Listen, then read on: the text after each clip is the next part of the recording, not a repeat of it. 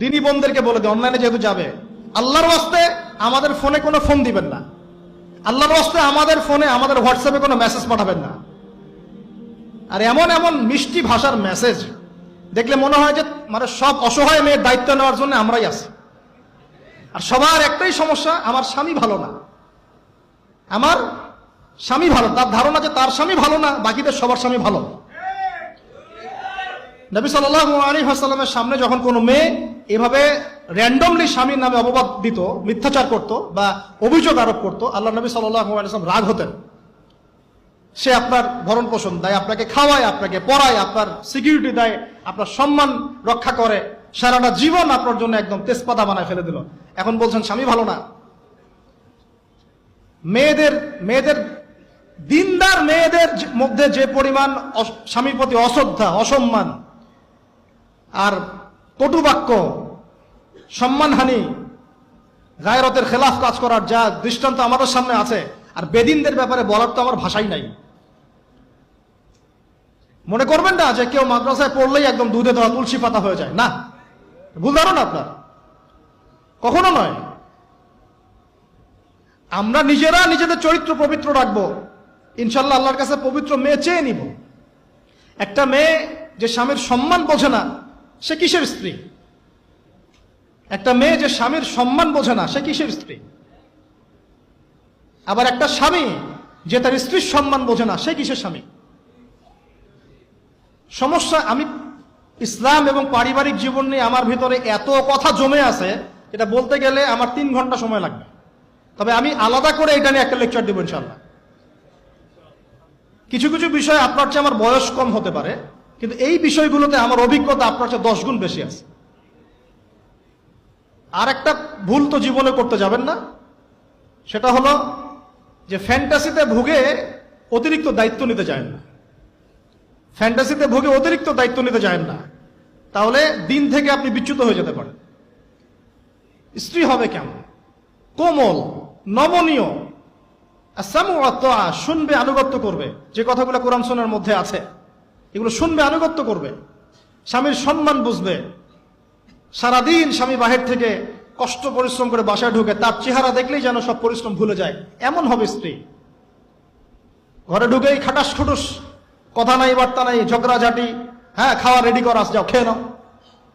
আপনারা কি মনে করেছেন? নবী করিম সাল্লাল্লাহু আলাইহি ওয়াসাল্লাম বলেছেন, আল্লাহর পরে যদি আমি কাউকে সেজদা করার আদেশ করতাম, আমি মেয়েদেরকে বলতাম তারা যেন স্বামীদেরকে সেজদা করে। এখন তো আপনারা সব তসলিমা নাসরিনের ফ্যান হয়ে বসে আছে, ওরা আপনাদেরকে ব্রেইন ওয়াশ করে দিয়েছে।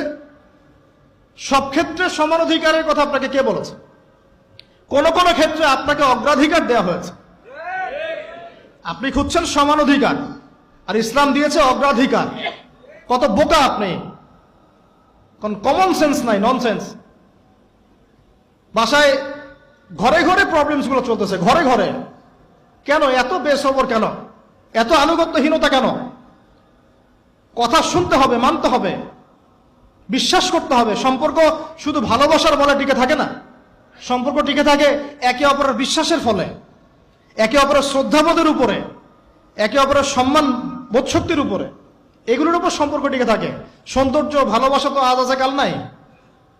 বিশ্বাস, রেসপন্সিবিলিটি, সবর, ইতাআত, এগুলোর উপর সম্পর্ক টিকে থাকে। তখন ভালোবাসা এত লম্বা হয় যে দেখেন অনেক চাচা চাচিরা আছে এখনো, বৈবাহিক সম্পর্ক হচ্ছে 40 বছর, এখন পর্যন্ত কোনোদিন ঝগড়া লাগে নাই। এমনকি ওই চাচিকে আপনি বলেন যে বাসার থেকে অন্য জায়গায় থাকতে, ও স্বামী মরে গেলেও ওই স্বামীর ভিটা ছাড়তে রাজি না, বলছে না আমি আমার এই স্বামীর ভিটা ছাড়তে রাজি নই। এই তো 40 বছর আগে জেনারেশনটাকে আপনি দেখেন, আর এখনকার মেয়েদের জেনারেশনটাকে আপনি দেখেন, কিসের সেকুলার ঘরের মেয়ে আর কিসের মাদ্রাসার মেয়ে, সবই একই অবস্থা। ইল্লা মাশাআল্লাহ, ইল্লা মাশাআল্লাহ।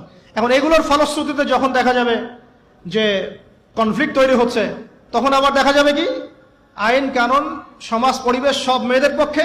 দিন শেষে আপনি দোষী হয়ে যাবেন, দিন শেষে দোষটা আপনার ঘাড়ে এসে পড়বে। মানে সমস্যা ক্রিয়েট হতে হতে হতে হতে এমন একটা জায়গায় যাবে যে তখন আপনি রিয়াক্ট না করে থাকতে পারবেন না। তখন যদি আপনি কোনো রিয়াক্ট করে ফেলেন, সব দোষটা তখন আপনার ঘাড়ে গিয়ে পড়বে। এভাবে আস্তে আস্তে পরিবারগুলো ভেঙে যাচ্ছে। ভালো লাগছে না, আল্লাহ পাকের নেয়ামত ভালো লাগছে না। আর যারা দিনদার, যে স্বামীরা দিনদার, পরহেজগার, মুত্তাকি এবং দ্বীনের পথের পথিক, তাদের জন্য স্ত্রীদের ভূমিকা কেমন হওয়া উচিত? স্বামীকে স্পেস দিতে হবে, তার মাথাটাকে ঠান্ডা রাখতে হবে, তাকে আল্লাহর জন্য ওয়াকফ করে দেওয়া লাগবে যে আমার স্বামী আল্লাহর জন্য, আমার স্বামী উম্মতের সম্পদ, তার যেন কোনো পেরেশানি না হয়, তাকে যেন এক গ্লাস পানিও ঢেলে খেতে না হয়, সে ওই টাইমটা যেন আল্লাহর দিকে দিতে পারে। এতে আমিও জান্নাতে যাব, সেও জান্নাতে যাবে ইনশাআল্লাহ।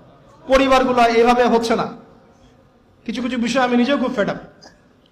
আবার অনেক সময় আমরা যারা আছে, আমরা আবার স্ত্রীদের উপর অনেক বেশি কঠোর হয়ে যাই। এত বেশি কঠোরতা দিয়েও আসলে পরিবারকে শক্ত করা যাবে না।